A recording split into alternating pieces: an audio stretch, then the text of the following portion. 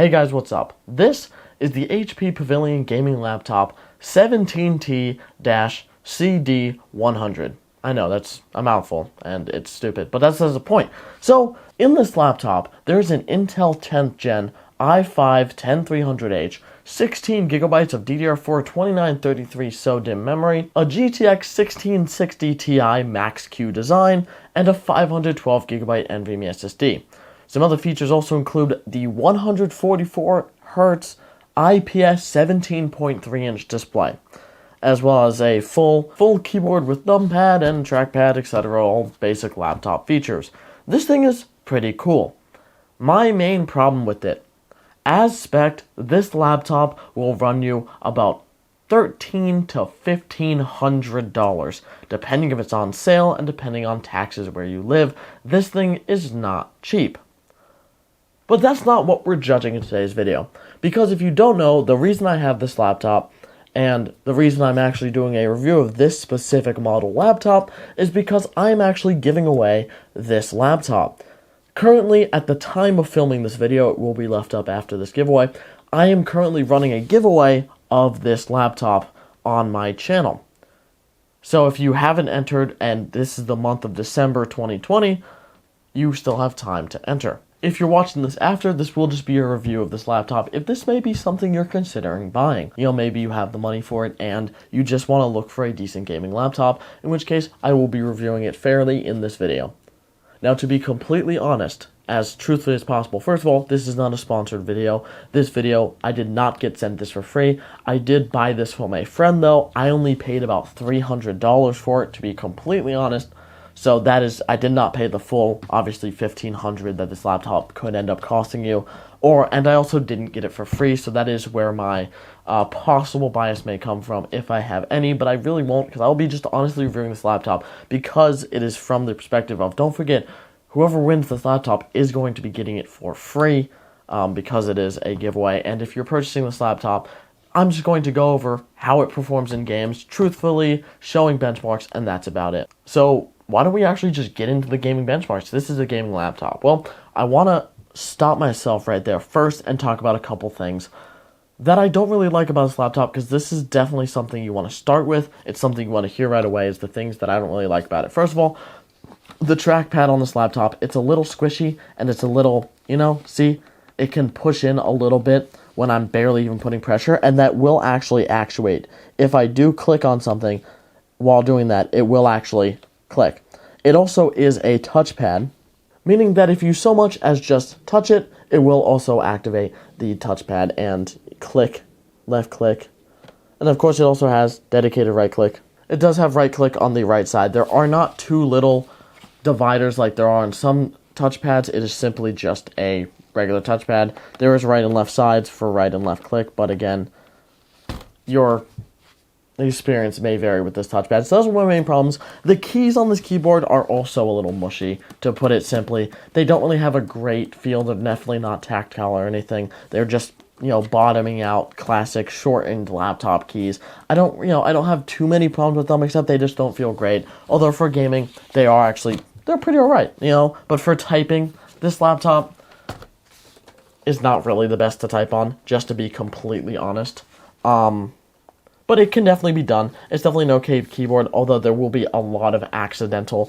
When I hit my palm on the touchpad, I do tend to hit it and push myself down a couple lines in my typing or my paragraph or whatever I'm doing, or open something by accident. So that is one problem I had where the trackpad does rest right where my wrist and the palm of my hand may hit it by accident, and it will activate the touchpad and I may click something. I had the same problem with my old Razer Blade 2016, so it's definitely a common problem with these kinds of gaming laptops. But besides that, it is pretty alright for typing, and it is actually pretty good for gaming, for the feel-wise. The 144Hz IPS display is amazing. I'm just going to straight up go ahead and say that. Sadly, I can't really show you the full quality of it, because my camera won't capture the full quality. It's just impossible. It's only a 30 hertz recording right now in 4K, so I can't even get the amazing quality of it.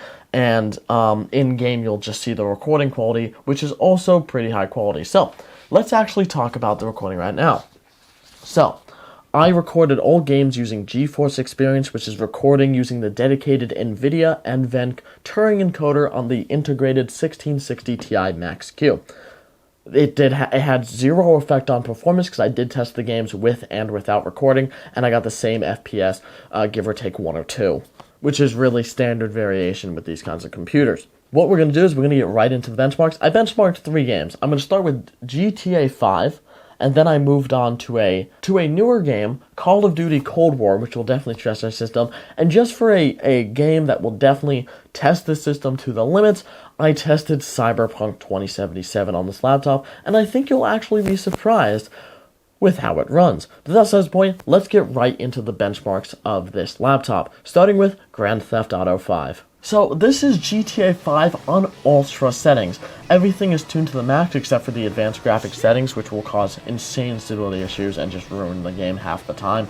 But as you can see, we're not even maxing out our GPU or CPU on max settings, and we're still getting around 80 to 100 FPS.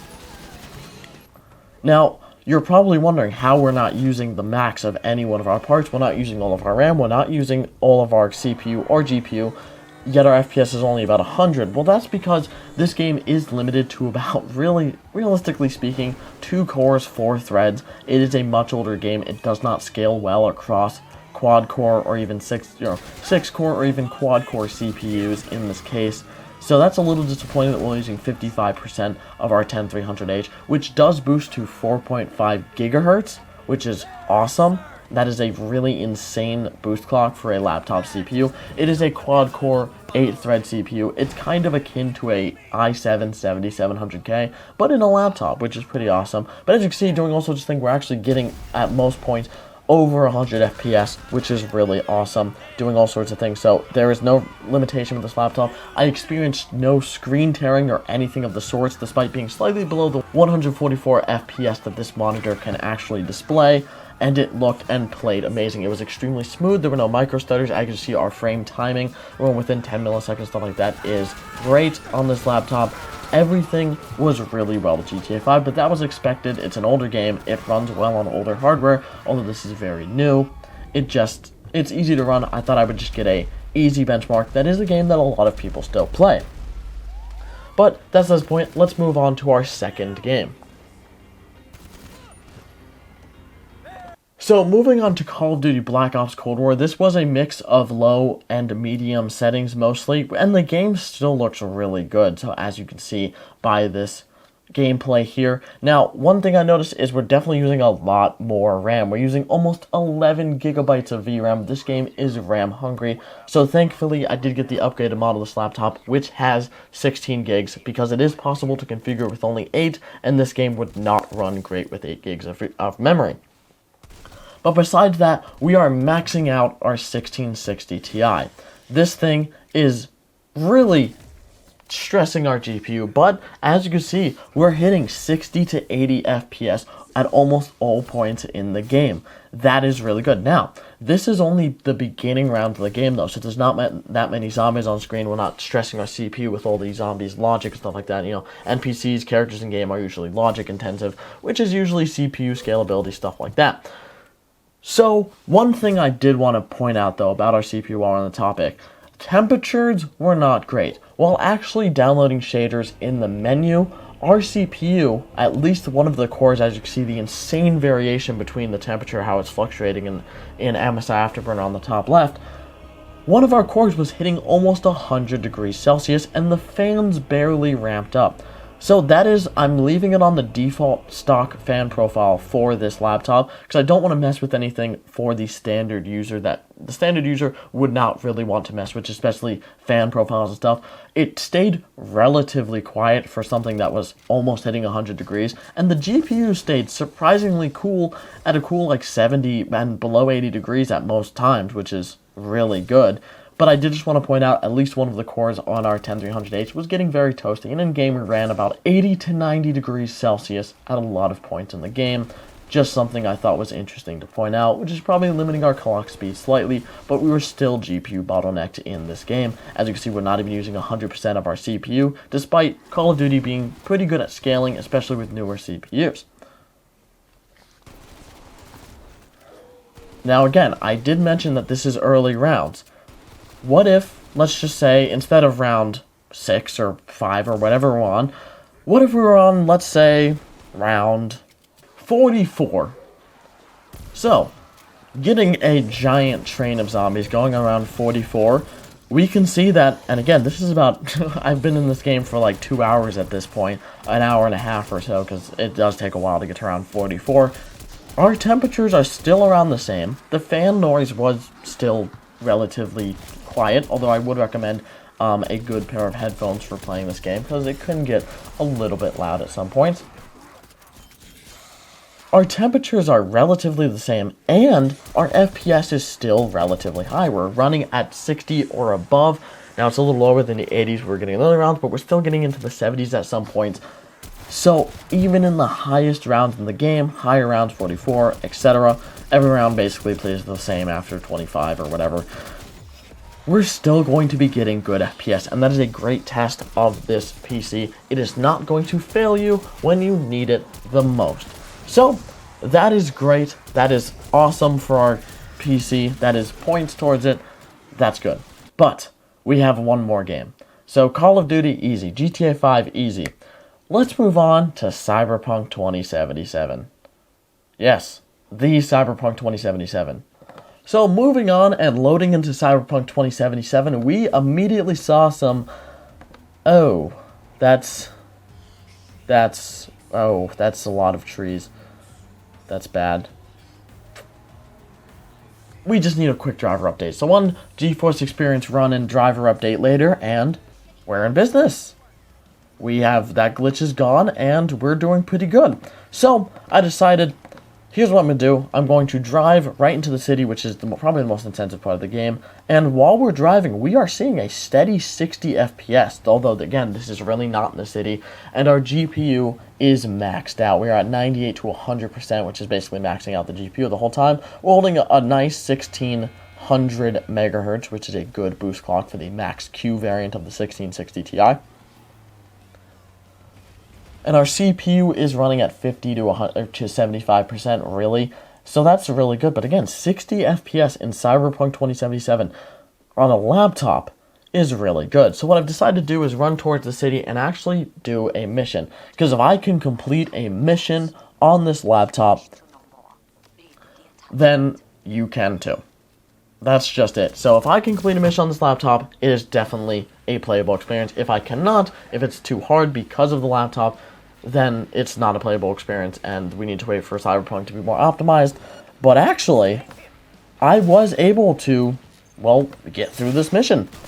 It was pretty hard because, again, the game is not greatly designed, and the enemies are really stupid in how they're designed with the levels and stuff like that, and them just instantly one-shotting you half the time, and the NPC not following me when I actually wanted to. But that's besides the point. At some points, I was even getting up to 80 FPS, although it is, usually looking down at like a model or something like that. But getting upwards of 60 to 80 FPS in Cyberpunk 2077 is awesome. So I was able to complete this mission.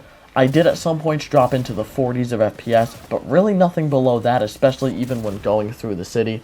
So that is great. After that, I did decide to just drive around, do a little bit of sidewalk cruising, as I call it, and we're still getting about 60 FPS, and the game looks phenomenal. This is 1080p low settings. I had assumed everyone would just assume that, because obviously we're really not going to be running anything higher than low and get great FPS. It is a very intensive game, even on low, and the game looks great. Although that isn't one of the complaints everyone's having. Everyone knows the game looks great, it just performs like crap. But it looks good. It looks good on this IPS display. If I can show you guys how the recording looks on here, it looks great. I know there's a terrible glare. Come on. There we go. That should get rid of most of the glare. It looks awesome. This is a really nice display. I'm just going to say it. So I am super happy with our Cyberpunk 2077 results here and the rest of our games. So that gives us a wide range of games. A GTA 5 / like a competitive game like a CSGO will run really well. Your Call of Duty, new Call of Duties, graphically intensive games will also run great, and even the newest and the most intensive, the new Crisis as it's called, Cyberpunk 2077 can run on this laptop. So, there's only one more thing we need to judge. Upgradeability. So I'm going to cut to a clip I recorded earlier of me actually taking something out and also showing the upgradability of this laptop, and that'll be the end of the video. So if you want to stick around and learn about upgradability, you can stay and watch the rest of the video. If not, that is the benchmarks of this laptop that I am actually giving away on this channel. You can actually find a link to the giveaway in the description below if you haven't already seen it. But that's besides the point. I'm going to go into upgradability. Thank you guys so much for watching. I love you guys. I'll see you next one. Peace. Hope you guys kind of enjoyed. Again, you can stick around for the upgradability of this laptop. If not, that is the benchmarks. Thank you for watching. Peace. Alright guys, so one thing I want to talk about with this laptop is upgradability. So I've completely turned off the laptop, and we're going to open this thing up. Now, what's surprising, and, it really shouldn't be, but with a lot of laptop manufacturers, you just don't know whether or not they'll make their laptops easy to upgrade or not. But with this HP Pavilion gaming laptop, it's actually surprisingly upgradable. So let's take off the back panel and see what's inside. So to take off the bottom panel, we just have to unscrew the couple of screws that surround the bottom of the computer, and we're going to do that now. Thankfully, this laptop uses standard Phillips head, so just a small Phillips head screwdriver will easily do it. We take out the 4 long screws at the top, the 4 small screws at the bottom, and we can easily, well, semi-easily again, you can never really count on how easy it is to take off these bottom panels, because usually they are pretty stuck on with these laptops, and this one is no exception. It does not very easily just come off like on some models. Probably my least favorite part of laptop bottoms is getting some leverage under them. You really don't want to scratch the bottom of the laptop. But you also need something thin to get leverage.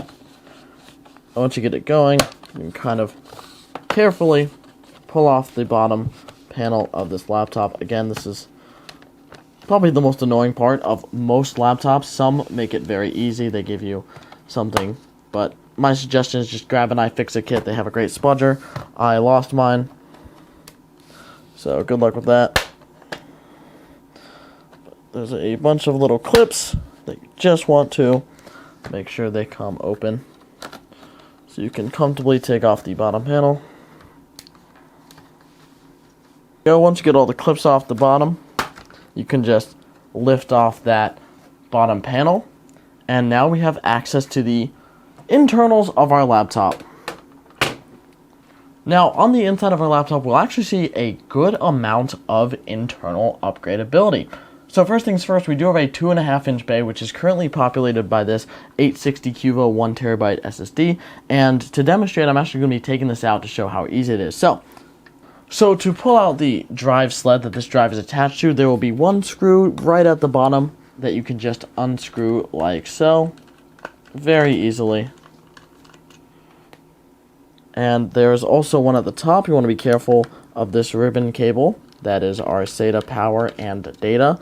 And we'll just put that off to the side with the other one. And then we can pull out our drive sled.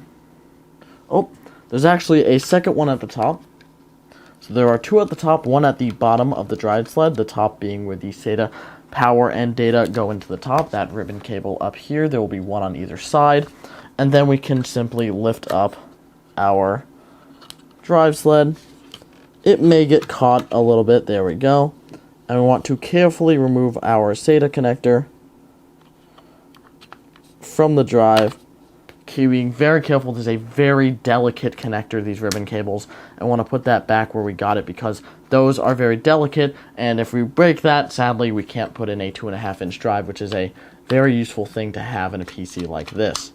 I'm taking out this SSD to use it in a different build. I just wanted to show how easy it is to take out and, let's say, upgrade the SSD if you happen to get a 2.5-inch drive. But all, if not most, of the models of this HP Pavilion laptop do come with an NVMe SSD pre-installed, this being optional. But we did put any 2.5-inch drive will work, so 2.5-inch hard drives are great. I have a 2.5 terabyte, 2.5-inch laptop hard drives, 2.5-inch SATA drives of any kind will work in this little sled and work with the power connector. So upgradability for storage is pretty easy, and we're of course just going to put that back right where we got it from. So we're just going to... The NVMe drive is actually pretty similar with this upgradability. You simply unscrew the NVMe heatsink from it. You can slide it off. It just has usually a thermal pad on it. This time it did not. It's great. Used hardware, right? So you basically take off the heatsink, and then you can simply pull out the included M.2 that came with this system. And this is actually a very special SSD. So this is a M.2 NVMe SSD. In this system, it was a 512 gig model. It also has Intel Optane in it to speed up, so that's just for an faster cache. It could also be used as cache if you were to add a 2.5-inch hard drive into this system. So it is a very awesome SSD to come with this system. So that's really great. That will be staying in here, and it's very simple to upgrade or replace. You can replace it with any NVMe SSD that'll fit in the M.2 slot, or you can just use a SATA SSD were you to want to downgrade or something like that for some reason. Now, a couple of other things that are upgradable, obviously GPU and CPU are not, but we do have memory. These are just standard SODIMM memory modules, and these are 8 gigabyte modules. These are simple, I dropped it. The SODIMMs for easy upgradability, but of course, we're just going to put these back in, so we just do that, push them in. Very easy to upgrade storage in these, and memory. So, just like that, technically we could upgrade our Wi-Fi modular, but, who's going to do that? And besides that, this is our system. That's basically all that you can upgrade inside the system. Obviously, we're not going to be upgrading screens or batteries or anything, because that is just not really recommended. A GTX 1666,